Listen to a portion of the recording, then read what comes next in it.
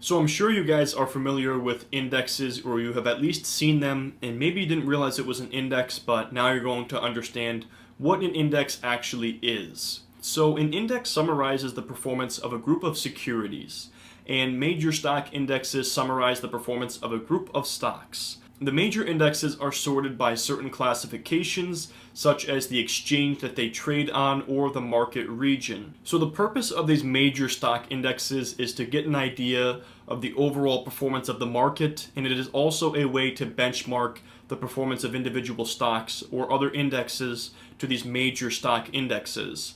Now, while there are also these major stock indexes, there are specific sector and industries that are indexed as well, so you can track the performance of them and benchmark them against these larger stock indexes.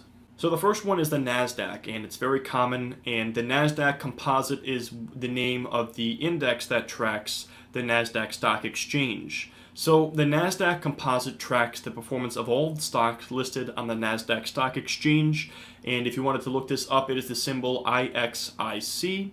Now, if you were looking to find an index fund where you could invest and basically track the performance of the Nasdaq, the Fidelity Nasdaq Composite ETF tracks the performance of the Nasdaq Composite Index. So the symbol for that is 1Q, and this is basically an index fund that's going to replicate the performance of the Nasdaq Composite.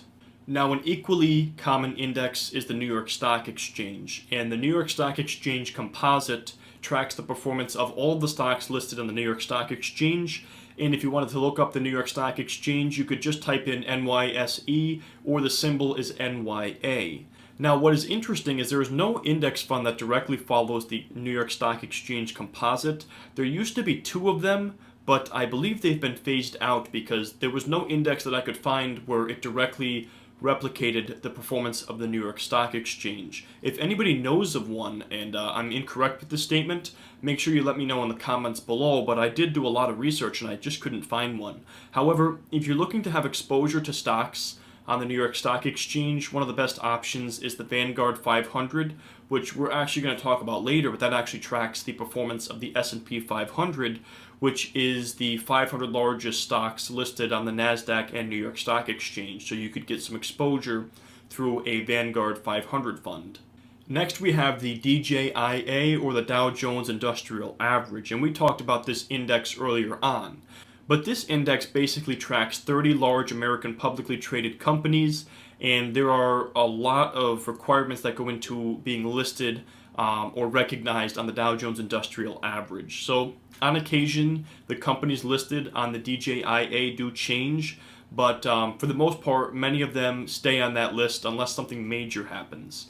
Now, many people use the Dow Jones Industrial Average as a list of blue chip stocks, and if you were looking to get some direct exposure to the Dow Jones Industrial Average, there is an SPDR, Dow Jones Industrial Average Exchange Traded Fund, that is going to replicate the performance of the Dow Jones Industrial Average. And if you were looking into that, the symbol for that is DIA. So the next index is the S&P 500, or the Standard & Poor's 500. Now, this is an index that it tracks the largest 500 companies on the New York Stock Exchange and Nasdaq Exchange based on market capitalization. And you could just type in S&P 500, or if you type in the symbol INX, it will give you that. And as we said, my favorite way to invest in the S&P 500 is through the Vanguard 500 fund.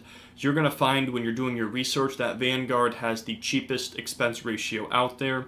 It is very difficult to find an index fund that beats the expense ratio of Vanguard. Now, as we said, companies listed on the S&P 500 and Dow Jones Industrial Average do change on occasion. You're going to see more changes on the S&P 500 than you will the Dow Jones Industrial Average, just because the S&P 500 is a mix of 500 companies and the Dow Jones Industrial Average is just 30. So then we have the Russell 2000, maybe a little bit less common. I'm not sure if you guys have heard of this one. If you've been looking at indexes for a while, I'm sure you've come across this index. But if you were looking for this index, you could type in the symbol RUT or just type in the Russell 2000.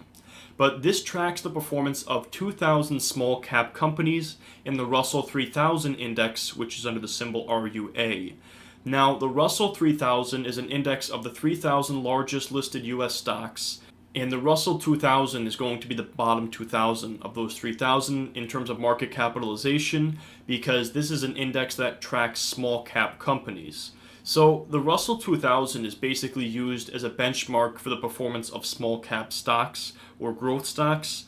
And the Vanguard Russell 2000 ETF is a great way to invest in the Russell 2000. So the symbol for that Vanguard fund is V2 or VTWO, and this is a fund that's going to mimic the performance of the Russell 2000 and give you some small cap growth exposure. So this is a great index fund, a very low fee index fund if you're looking to get exposure to small cap stocks. So then we have the Wilshire 5000. Now the Wilshire 5000, the symbol for this is actually W5000. This includes all stocks that are based out of the United States, actively traded on an American exchange, and have pricing information available to the public. So essentially the Wilshire 5000 is an index that tracks the performance of all stocks actively traded in the United States. And the best way to invest in the whole US market through an ETF would be the Vanguard Total Stock Market ETF, known as VTI. And this is going to mimic the performance of the Wilshire 5000 because it is giving you exposure to the entire US market. So I'm sure at this point I have at least captivated your interest in ETFs or these exchange traded funds. And I wanted to give you guys a list of my favorite funds. And yes, they are all Vanguard. I am partial to Vanguard simply because their expense ratio is lower than any I've ever found. And there's data to back this up as well. But I want to share with you guys basically what my 12 favorite ETFs are that Vanguard offers. And I'm also going to go over a few other examples. But number one, and this is in no particular order, you have the Vanguard S&P 500 ETF VOO, which is going to give you exposure to the S&P 500. Now, we just talked about VTI, the Vanguard Total Stock Market ETF, that's going to give you exposure to the whole US market. And if you didn't catch on, in the red there is the expense ratio. So first of all, the Vanguard 500 and VTI have an expense ratio of 0.04%, so very low. Next up, we have the Vanguard Mid Cap and Vanguard Small Cap ETFs. The Vanguard Mid Cap is VO and the Small Cap is VB, and each of these have a 0.6% expense ratio. Now, if you want global exposure, which you should, you might consider looking at the Vanguard All World Except the US ETF, and that is VEU. Expense ratio is a little bit higher at 0.11%, but that is still very low. Now, if you wanted small cap global exposure that didn't include the US, there is the Vanguard All World Exempt US or Except the US Small Cap ETF VSS with an expense ratio of 0.13. Now, another fund that I like as well is the Vanguard Emerging Markets ETF, which gives you exposure to emerging markets. And this is under the symbol VWO, and they have a 0.14% expense ratio. Now, if you want to invest in the total global market, there is VT, which is Vanguard Total World Stock ETF, and that is at 0.11% expense ratio.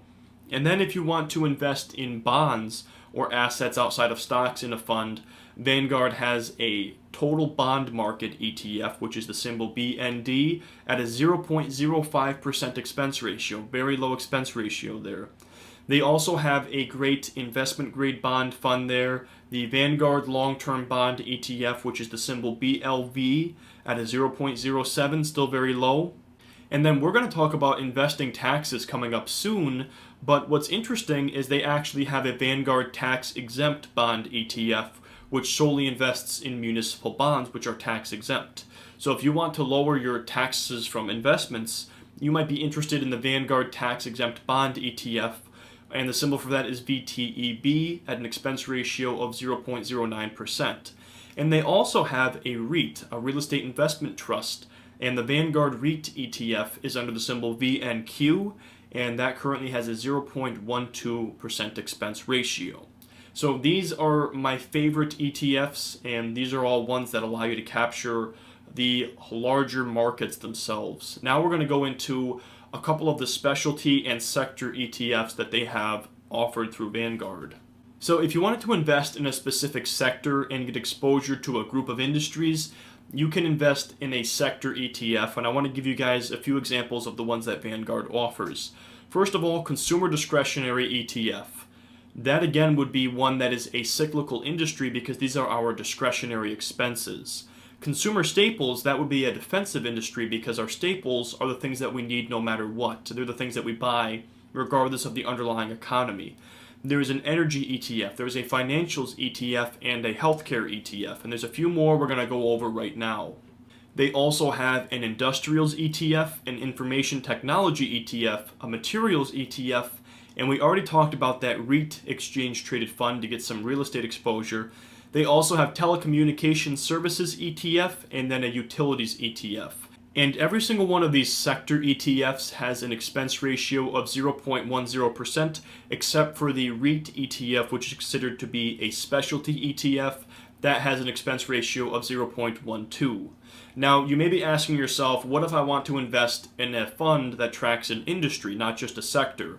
Well, I'm going to answer that question for you right now. My favorite way to go about doing this is to use a website called ETF.com. They have a tool called the Sector ETF Channel. So basically what this tool does for you is it allows you to sort through over 400 ETFs and find an exchange-traded fund that tracks the performance of an individual sector or industry that you are looking for.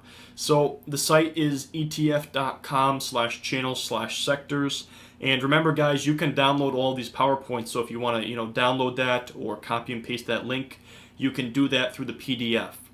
But as you can see here, there are all kinds of different segments that you can invest in, and you're also going to find leveraged ETFs and inverse ETFs here as well, which I don't recommend those, but this is just a great tool. I like using this tool a lot because you can sort through different segments, which is your sectors versus industries. You can sort through the expense ratio as well as the issuer, and it's a really good way to find good ETFs if you're looking for more specific exposure to a particular industry, or you're looking to invest in a sector and you can't find a fund through a supplier like Vanguard.